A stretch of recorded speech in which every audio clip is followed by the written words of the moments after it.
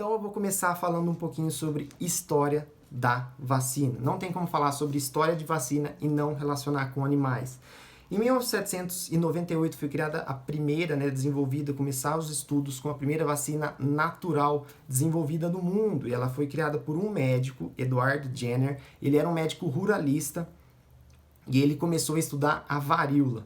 A varíola é causada por um vírus, é uma doença que naturalmente não existe infecção dela desde 1980, então ela é uma doença erradicada e que até hoje existe um medo relacionado a ela com o bioterrorismo. Então sim, há uma preocupação e lá naquela época ele desenvolveu o estudo dessa vacina natural, pegando uma pústula, uma bolha, pegando o pus de uma bolha da varíola bovina, que uma ordenhadora acabou pegando na mão. Então ele identificou essa doença que foi transmitida para o humano, uma antropozoonose. Então ele inoculou esse pus da varíola bovina em uma criança, que foi esse menininho que está aqui, ó. Não sei se eu vou conseguir apontar, mas é a foto da esquerda. O James Phipps, um menino de 8 anos, ele inoculou primeiro a varíola bovina. Esse jovem teve uma doença bem leve, bem branda, e logo que ele se recuperou, o médico, o Jenner, ele fez a inoculação da varíola da mão do ordenhador. Então, aí ele acabou pegando a varíola mesmo que estava no humano. Esse menino teve também uma doença de novo, porém, depois foi uma doença bem branda e, assim, todas as pessoas em volta dele, ele acabou que não transmitiu. Então ele percebeu que ele criou uma vacina natural porque o jovem teve uma doença bem leve, que não era aquela varíola que fechava de pústula. Eu não coloquei foto porque é realmente muito feio. Então ele não ficava com a doença grave, com sintoma clínico grave.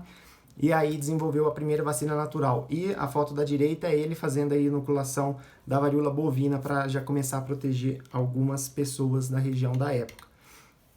E aí depois também, de novo, pode causar repulsa em algumas pessoas, Mas Pasteur, que é um microbiologista fera, que todo mundo sabe a história dele, lá em 1879 começou a estudar a cólera aviária.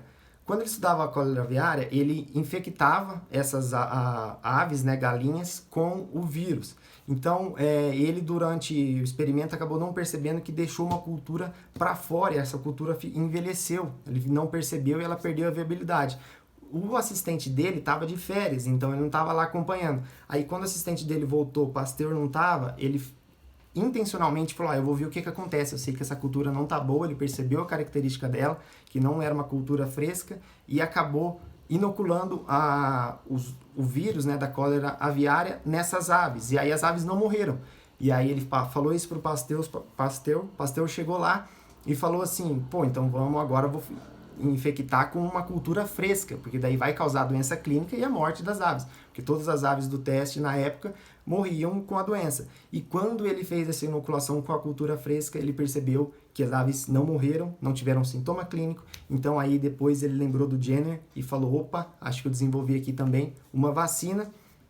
E um tempo depois, essa é considerada uma vacina viva, tempo depois, estudando coelhos, ele acabou fazendo uma outra vacina, só que aí com o micro-organismo morto, que foi o estudo dele da raiva, onde ele pegava a medula espinhal de coelhos, ele secava ela e utilizava como vacina. Então ele mostrava que a inutilização do tecido, deixando ele morto, acabava também criando um tipo de vacina.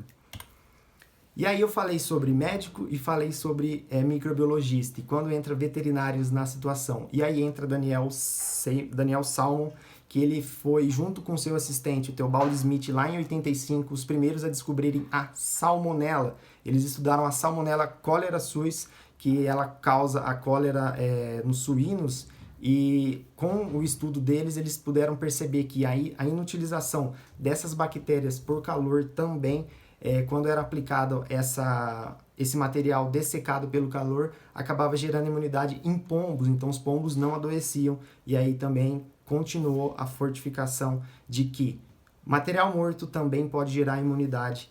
Então até hoje se sabe, da classificação geral, entre várias classificações que eu vou comentar com vocês, que a vacina morta também confere proteção.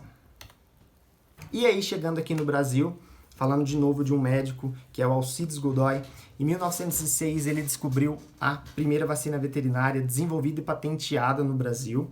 É uma coisa muito importante que eu gosto sempre de frisar: a gente descobre muita coisa e faz pouca patente. Então, até é muito importante tudo que a gente descobrir, a gente patentear, a gente colocar como tecnologia brasileira para que tenhamos um pouquinho mais de notoriedade no mundial e para que a gente seja observado como também grandes cientistas que somos. E essa vacina foi a vacina para o carbúnculo sintomático, né, para a manqueira. Ele desenvolveu ela, e essa vacina, por ter um sucesso comercial muito grande, porque era uma doença que assolava muitas e muitas criações, e essa vacina trouxe a prevenção dessa doença e também trouxe uma qualidade muito grande na produção de bovinos e carneiros a pasto. Então ela foi muito importante. Por 30 anos ela foi um sucesso comercial, o que deu ao Instituto Oswaldo Cruz, né, que ele trabalhava no Instituto Oswaldo Cruz, uma grande capacidade financeira para que conseguisse fazer mais investimentos e hoje chegar até onde é.